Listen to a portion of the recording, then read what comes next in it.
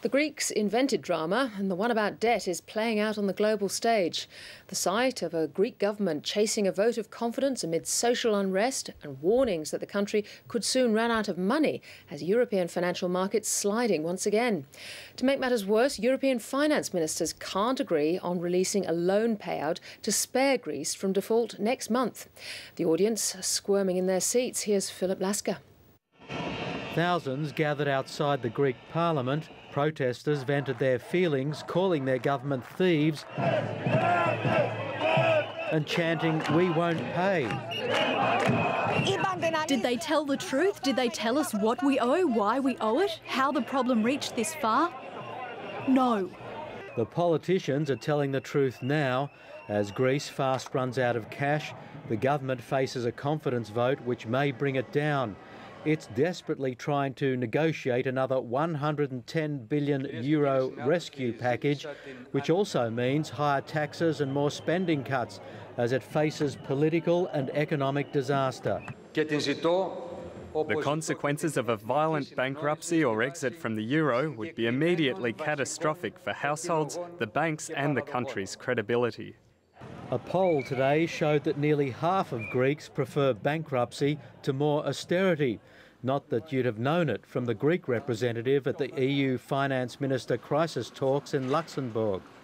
This first participation in the Eurogroup in my new capacity as the Greek Minister of Finance is a great opportunity for me to repeat the strong commitment of the Greek government and the strong will of the Greek people for the implementation of the programme.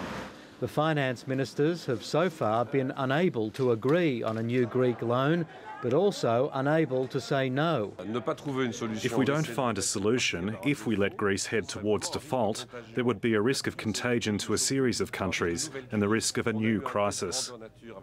The EU ministers want Greece to uphold its end of the bargain for austerity reforms and privatisation before releasing existing funds for the first bailout and then considering a new rescue package.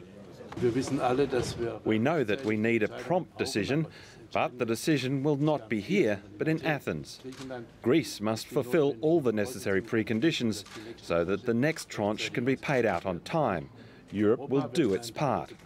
And that's the problem, according to some analysts, who say the European Union is simply throwing good money after bad and point to the latest doubts about the euro's survival in Germany's influential Der Spiegel magazine.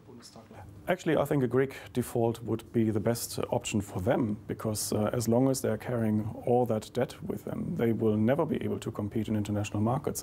For Greece, the best solution would be to default, to leave the Eurozone, reintroduce the drachma and implement some serious economic reforms. But apart from that, I don't think Greece has a chance to recover if they remain within the Eurozone. And despite Australia's place in the world, far from Europe and linked to China, there's also no escaping the consequences of Europe's failure to deal with its debt crisis. Our links to China certainly help, and it's good that we are no longer dependent on either Europe or America, but we can actually still export our way out of trouble to a degree, but still it is an interconnected world. We have seen how markets behave, and I think in a globalized world there are no localized problems anymore. Which is why Australians remain reluctant to spend on anything from shoes to shares.